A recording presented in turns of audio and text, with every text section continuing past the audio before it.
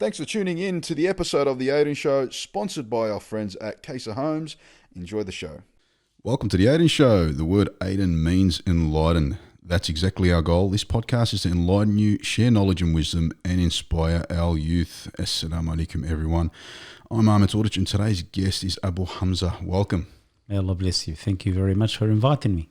You're welcome, brother.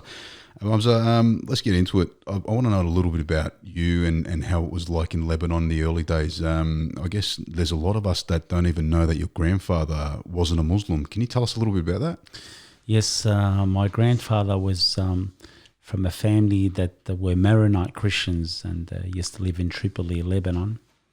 So one of the cultures that they used to have is to actually, during school holidays, they would encourage their kids to learn a certain trade. So at that time, my grandfather's parents decided to teach him how to sew clothing, to become a tailor later on. So the employer was a good Muslim person with great character, and he was basically preaching Islam every now and then to his customers. And at that time, my grandfather used to chant and sing in the church. He had a beautiful voice and all that. Yeah, subhanAllah. And then he used to listen to his employer.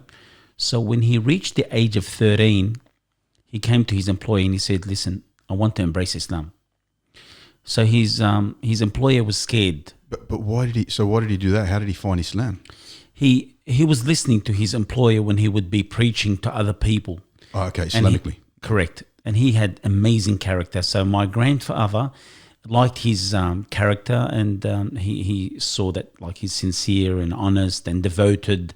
Like sometimes during work he will stop everything and go and pray. So he was practically a good role model, as we are all in desperate need sometimes to see good role models, especially living in this country in Australia, which we obviously as Muslims we love this country and we're loyal Muslim Australians. Definitely. Yeah. So when he saw this great character, it had an immense impact upon him. So later on, he embraced Islam, alhamdulillah. So his parents didn't take much notice of him because he's only 13. And the employer said to him, "Don't tell him," but he was stubborn. Runs in the family, actually.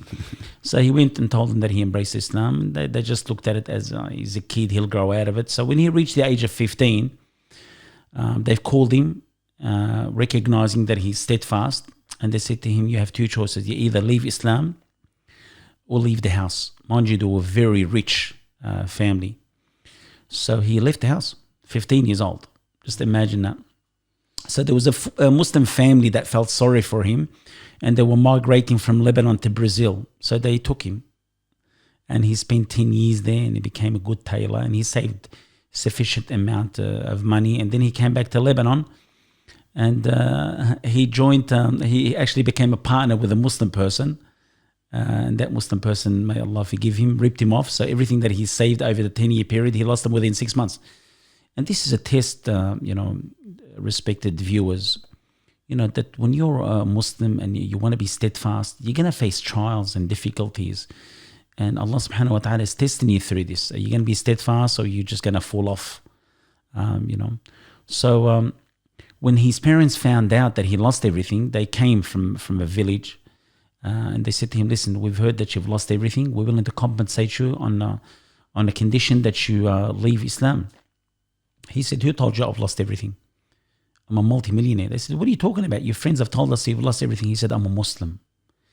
And then he recited this verse from the Quran, which it says, وَإِن تَعُدُّوا نِعْمَةَ اللَّهِ لَا تُحْصُوهَا. If you were to count the blessing of Allah, you'll never be able to count it. So the greatest blessing is Islam. Wow. Yeah. So he was very steadfast and firm, and he changed his surname from Zablit to Muhtadi. That means the guided one.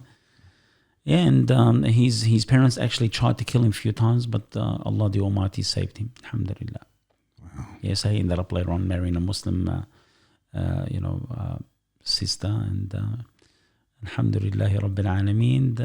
And he was the only person that embraced Islam from his family. And yeah, Alhamdulillah. Alhamdulillah for the blessing of Islam. May God bless you. Also, so you came, were you born here or did you migrate here? No, I migrated. I came at an age of 8 years old. At that time, my father was wanted because he was an Islamic, allow me to say, activist. Okay. Yeah, so he would, if he was to see something wrong from governments, he will, basically, inform the government. He's outspoken. He was very courageous. He was imprisoned in Lebanon because of his political Islamic approach, and he was also imprisoned in Turkey. In Turkey as well? Yes. I think when he went to Turkey, he said something about, Ataturk. Oh, no way. Yeah, so, you used to get into a lot of trouble back then for that. Yeah. Yeah, so he was in prison there. So my father graduated from some of the prisons. Did he tell you what the prison graduated? Did he tell you what the prison was like in Turkey? No, he said there were, the people, the prisoners were very nice to him, and they were happy that an imam, an Arab imam, is in the mosque and all that. Amazing. They were extremely generous and kind to him. Yeah. He was there for 6 months, so it wasn't long. Okay. Alhamdulillah. So a little bit about yourself. What we've just recently found out is you do kickboxing. That's something you've told me. Yeah. Tell me about that. Walk me through that. What did you get into it? What interested you? How did that all begin? I think like most of the other youngsters, watching Bruce Lee and Fist of Fury and, all the Enter Dragon, all that type of stuff. Kickboxer. Yeah. So we're all sort of involved. I started with Shotokan, karate, and then I went into Taekwondo, and I didn't find it very, really impressive for me. So then one guy came up to me and said, "Listen, mate, you got to go into kickboxing," because I was, a bit into it. I really wanted to go further than just, I alhamdulillah, started to train kickboxing with Tariq Solek. Tariq Solek is a friend of mine and a brother of mine. Yeah. And then with Jamal Hassan, also, I have a lot of respect for him. He was my first teacher. So do you know Badishnes? Because he was someone that was on our episode just before this one. Yes, I do. May Allah bless him. He's a great person, mashallah. Yeah. Alhamdulillah, I've grown up around Turkish brothers, and I have a very good relationship with them. And I used to give khutbas at Milligrush in alhamdulillah, Meadow Heights Masjid once a month, alhamdulillah. Yeah, so it's, I have a very good relationship with, much of the communities, and I thank Allah for that. That's awesome. You won a title. You became Victorian champion. Yes, I was Victorian champion. Alhamdulillah, it was Dallas Brooks Hall in Fitzroy, I think 1989. Alhamdulillah, it was something to be proud of. Even while I was in the ring, I would make the Fatiha, and the Turkish brothers that they always showed support. They was all chanting Allahu Akbar, Allahu Akbar. So yeah. Were you ever unhappy with it though? Like, was there ever a time where you're like, okay, this needs to stop? I feel out of place. Yeah, I didn't. At the beginning, kickboxing was good to an extent. Like, it was just basic. But then later on, there was, alcohol came in and music came in, and showgirls came in and all that. It sort of became corrupted a little bit, unfortunately. And some of our brothers began with that. But prior to that, it was good. But now looking at it, if someone was to approach me, allow me to say that they want to do kickboxing, I would say yes, train boxing, train kickboxing, karate, whatever it is. I believe that, being a strong believer, as the Prophet ﷺ said, "Al-mu'min al-qawi khayrun wa ahabbu ila Allah min al-mu'min al-da'ifu fi kulli khayr." The strong believer is better and more love to Allah than the weak believer. And in both there's good.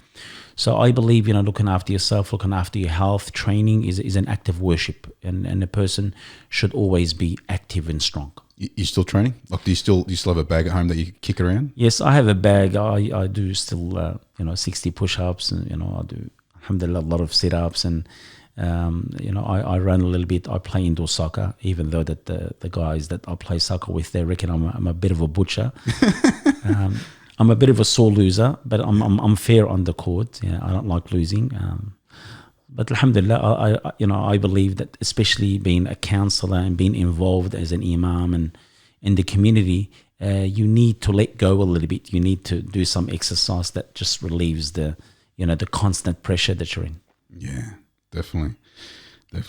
Look, what made you decide to be part of IISNA? I mean, how did that all happen? Was that something that you were dealing with while you were at kickboxing? Was it after you left kickboxing that you became a part of? Yeah, while I was in kickboxing, I've always had these characteristics that I love to help people. Always, regardless what problems that they're going through, whether it's an advice, whether it's a helping hand, whether it's a bit of contribution financially. I've always had that in me from a young age. I always wanted to help people and assist people. So, while I was training kickboxing and also teaching at Preston Mosque at that time, I was actually teaching. I had my own little hall there that I used to teach Muslims, I was doing my utmost best to keep them away from alcohol and smoking. At that time, I'm talking about 30 years back. It's not like now. Yeah. Drugs is widely available. At that time, we had different problems.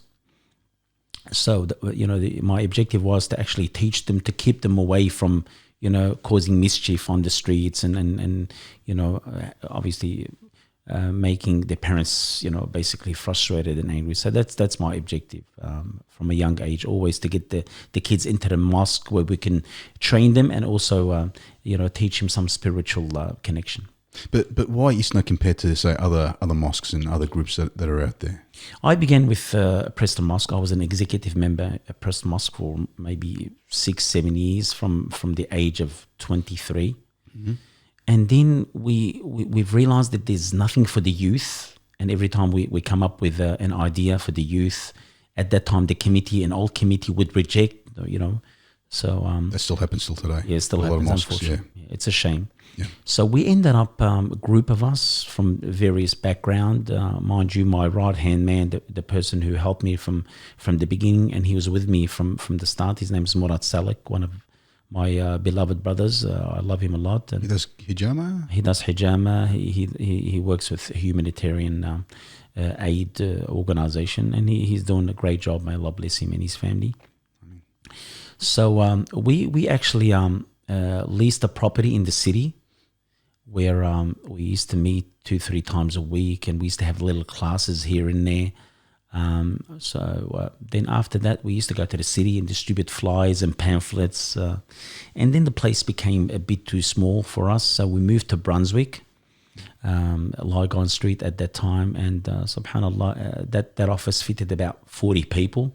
So we'd have, gatherings for the brothers and sisters. Mind you, some sisters never used to wear the hijab, and some of the brothers would complain, Abu Hamza, why? I said, leave them. They're coming. And later on, these sisters become teachers, and they used to teach Islam and Quran and stuff like that. So, taking, precaution in propagating da'wah is so important. Some people just, obviously they approach you in a harsh manner, and they might be the reason that you distance yourself away from Allah and the Quran and the masjid through their harshness. Mm. Yeah, so we stayed in Brunswick for about 6 years, and then after that we moved to North Coburg, Sydney Road, North Coburg, where we had approximately 400 people every Sunday, and we were at that time inviting Imams from overseas, English-speaking Imam, because I think you guys had a car sales on the left and a fruit shop on the right. That's right. That's right. I remember that. Yeah, that's right. So there we used to invite many Imams from overseas. Alhamdulillah, Ahmed Didat, Yusuf Estes, Dr. Zaki Naik, Dawood Adib, and many other Imams. We used to invite them from overseas because they used to speak the language of the youth. Definitely. And that's what we're struggling with, and some of the communities are still struggling with. And I believe that any Imam that we get from overseas, he needs to speak the language of the youth. Otherwise, I don't believe it's a proper organization. That's right. They lose youth. And that's what's happening now. Yeah. So we were in Coburg for about almost 7 years. As I said, mashallah, fitted about 400 people. I remember on Sunday classes, we used to have people sitting on the stairs. And remember, it was a Sunday, and it was very regular, alhamdulillah. And then later on, we bought a block of land in Craft Court, Broadmeadows. And alhamdulillah, now we have a place that fits approximately 4,000 people. Wow. Brother, for some of these organisations that want to do similar things like you guys are doing, we're going to get a little bit more into that later on. How did you get the funds? How did you get the people to give? when you provide services for the community, whether there's a dispute between husband and wife, and you try to resolve that problem, or a young boy is running away from home, or allow me to say you visit the sick, or you give someone an advice, and you've done that for so many years. When you come up to them and you come up with an idea and they trust you, and you've never asked them for money for other services that's been given, they would be willing to help you when you are in need for help. So when we came up with this idea to buy this block of land and build whatever we're building on at the moment, alhamdulillah, people, they showed immense support, great support from our community, So, that's the reason. So you provide services for such a long time. Alhamdulillah, we have a good reputation. And when we ask people, listen, this is what we need for the youth, alhamdulillah, they none of them showed any hesitation, and people showed great support. May Allah bless them all. Amen. Well, you've been called this question I have to ask. Look, you've been called a Wahhabi. Why do you think people may confuse you for one? Or are you a Wahhabi? I have never ever preached Wahhabism. Never have I ever said in any of my talks or lectures that I'm a Wahhabi. The reason why I ask is, growing in the northern suburbs in Melbourne, there's that misconception about IISNA. Some of the other groups say, it's an extremist group, they're Wahhabi, they're brainwashing the youth, they're sending fighters overseas, or pretty much along those lines. But me personally, I'm very curious. So I came to your masjid once after they said all this. They even said things like they were behind the destruction of the Khalifa, the Ottoman Khalifa. So curiosity got me. I came into your masjid on a Friday sermon, and you sat there talking about Erdogan, how he's a great leader, Muslim leader, and I'm like, wow, I can't believe how blessed I am to be able to be in this environment and hear from a man that they've criticised so much. But tell us exactly more about that. So you're not a Wahhabi. I'm a Muslim Sunni, as the Prophet ﷺ has said, alaykum bis-sunnah. You are to follow the Sunnah. The Prophet ﷺ did say, وَمَنْ يَعِشْ مِنْكُمْ سَيَرَى اخْتِلَافًا كَثِيرًا. Whomever lives amongst you, they will see a lot of differences. You are to follow my Sunnah and the Sunnah of the Khulafa al-Rashidin. So we're from Ahlul Sunnah wal Jama'ah. People can label you whatever they wish. Some people, they envy the position that you're in. They envy, your success of propagating Islam. So, people, falsely accuse you, especially when you're doing well. The greatest man, our beloved Prophet ﷺ, before he propagated Islam, he was called the trustworthy and the honest. Once he started to propagate Islam, they called him, a magician, soothsayer, poet, liar. So when you are on the right path, expect people that will accuse you and make false rumors about you. So all I've heard in your sermons, even the ones on YouTube, you're constantly promoting, how we need to be proud Muslims. We need to, be proud Australians. We need to put away the nationalistics of being a Lebanese or a Turk or an Indonesian or any of that sort of stuff. So true. So very, very good messages, and you're very against extremism, like we all know that. Yeah. I've been, alhamdulillah, preaching now for almost 30 years, almost 33 years, alhamdulillah. And I thank Allah for this blessing that Allah has bestowed upon me, and this is the greatest profession that a person can ever have. I swear by Allah, if they give me the whole world for me to abstain from propagating Islam, conveying the message of Allah, I'll never stop. Again, in regards of extremism, I'm totally against, people who are fanatics, people who distance themselves away from the Quran and Sunnah, and this is what we've been clear from day one. Alhamdulillah, may Allah guide them all, and I forgive everyone that has accused me of something that I'm not of. This is the way it is, and if you want to be involved in propagating Islam, you have to have very thick skin, and you just have to ignore people, as Allah the Almighty has said to our beloved Prophet ﷺ, وَأَعْرِضْ عَنِ الْجَاهِلِينَ, ignore those who are ignorant. Beautiful. Okay, look, talk to us a little bit about the rehab centre that IISNA's open. I mean, firstly, where is it located? How do people find it? Is it helping people that need it? What's the process like? Alhamdulillah, we got together about 4 years ago with a group of great people, Abdulaziz Farah and Alhamdulillah Hastalal and others. We got together recognizing that there are many, unfortunately, Muslims who are engaging and who are indulging in drugs and alcohol. So we came together with a group of doctors and nurses and professionals, and we set a task that we want to establish a drug and rehab referral place. And alhamdulillah, now we've been running for the last 3 years. We're in on Pascal Road, Glenroy, alhamdulillah. So we've got a couple of Turkish brothers. Is this in the same organisation as where IISNA is, or is it away? No, it's away. That place is in Glenroy. IISNA is in Broadmeadows. So we didn't want people to be embarrassed coming through the doors in Broadmeadows. So we actually leased a property, alhamdulillah, in Glenroy, and it's been a success. Many of the brothers and sisters have come forward. At the beginning, they were hesitant and reluctant, but then later on, they had, they obviously had some confidence in approaching the counsellors that we have there.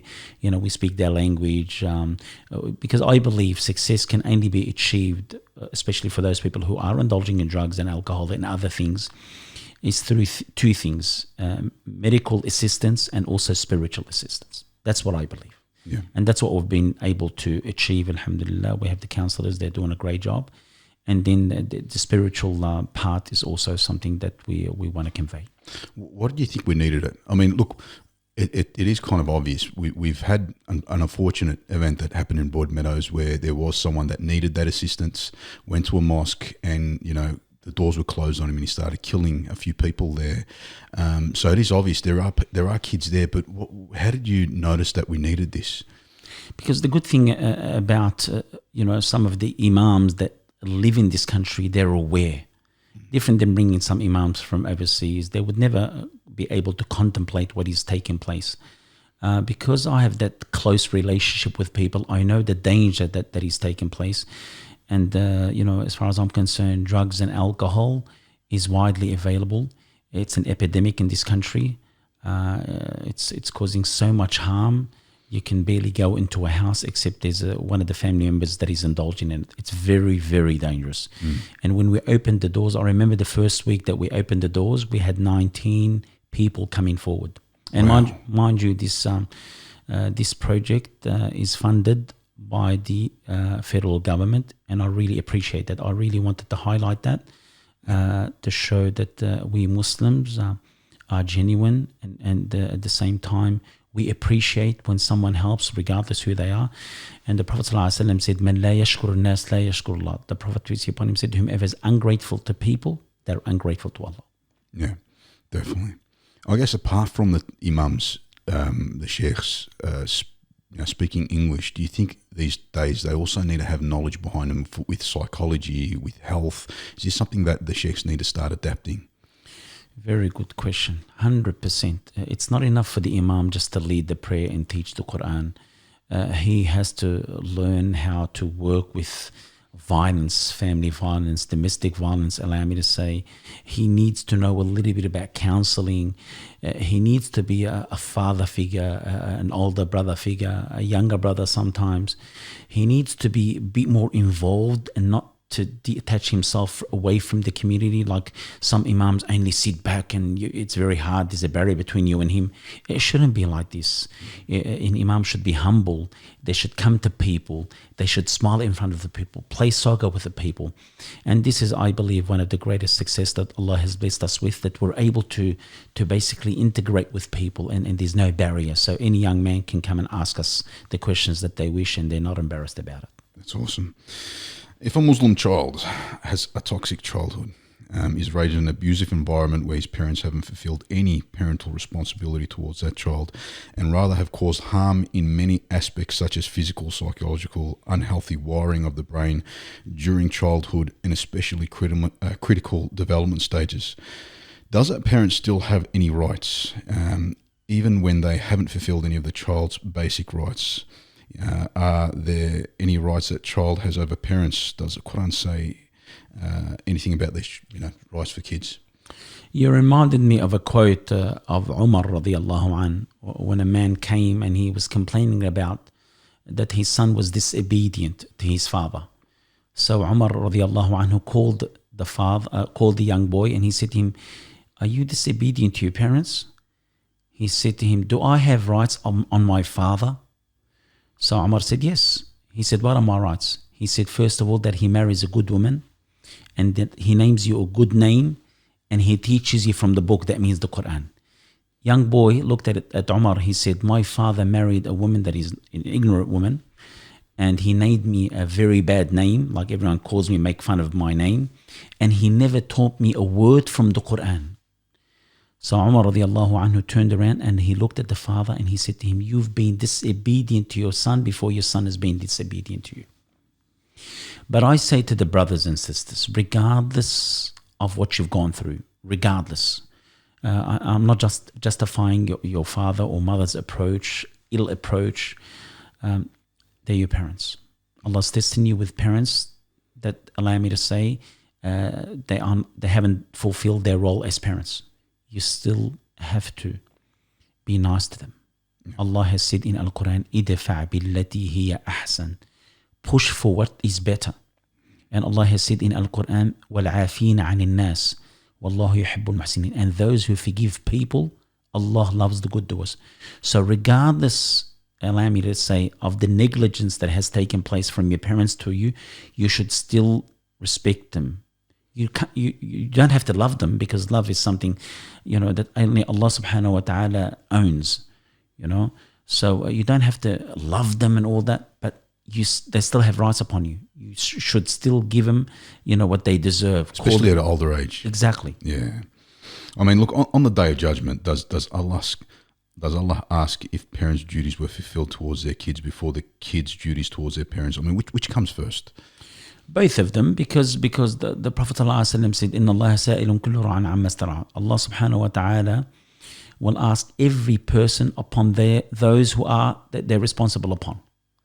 So you as a father, you have a role. Allah's going to ask you, did you look after your son? Did you look after your daughter? Did you do the right thing? Did you teach him? Were you a good role model? Because the best teacher for the kid is the mother and the father. So, so you could be one day a father, and you're, as a father, you're also a son, So it's important for us, as I said, if we're a son, to look after our parents, respect our parents, forgive them for their wrongdoing, and through that harshness that we've attained through our parents, let's be good parents now that we are parents. That's true. That's true. That's a good message. Well, how does a child, because you're dealing with all this stuff, with abusive kids and people with drug and alcohol problems, how does a child who's left an abusive family seek help when he's old enough? Who should he turn to? Are there any Islamic programs in place to help Muslim children fleeing from abuse? What could be done to help children that come from toxic families? Alhamdulillah, we have counsellors also, family counsellors, at the drug and rehab referral place. So if anyone has any issues, we had some cases where pedophilia was taking place. Wow. Yeah, it's a shame. So we had to do something about it, alhamdulillah. So, we do our utmost best. We have, I believe the best rehab is to provide a place where the youth can hang out. And that's what we have. Alhamdulillah, sometimes, you come to MyCentre. MyCentre means Multicultural Youth Centre. But the name is catchy. Like the kids would say, no, it's MyCentre, MyCentre. We have soccer, we have basketball, we have camps. So the best rehab is to get them in, to get them to play and socialize. Sometimes you don't want to talk to a person about their problem. You just want them to relax, and just hang out and have a smile. Alhamdulillah. And now we're building a restaurant where the kids can come and have a pizza. Have something. That's the whole idea. These kids, whether they're kids or they're adults or they're teenagers, if you don't provide an alternative place for them, they're going to go out there to the coffee shops, cause mayhem out there, cause graffiti, become violent, become part of the gangsters here and there. So we're trying to, build a hub there. Alhamdulillah, we're also building a swimming pool there. We're building a lot of things, alhamdulillah. We ask Allah to give us the ability to establish them. May He give you guys more, inshallah. Look, do you think we need to do more as a community for the youth? I mean, you kind of touched base on that, but how do we bring them back to the mosque? What's your message to them today? I think the first thing is, as I said, that we need the youngsters to propagate Islam. Okay, someone like me, You still look young. You still very fit too, mashallah. well, Allah bless you. I'm stepping aside at the moment. If you were to look closely at the sermons that are given, the lectures that are given, it's all by the youngsters at the moment.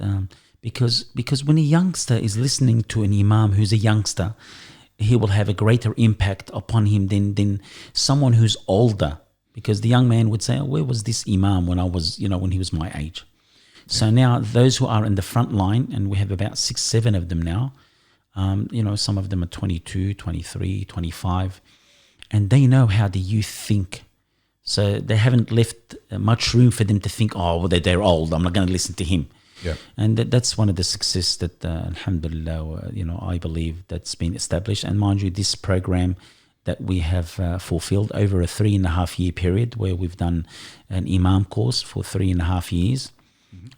So that, alhamdulillah, they all speak English. So the Imam course here in Australia? Yes. Or, okay. At MyCentre, it just finished about 4 months ago. So it was a 3.5 year course that we had 7 brothers, and they studied for about 3.5 years, and we ask Allah subhanahu wa ta'ala to reward them. And they're already out there in mosques. They speak English fluently, and they've been very successful, alhamdulillah.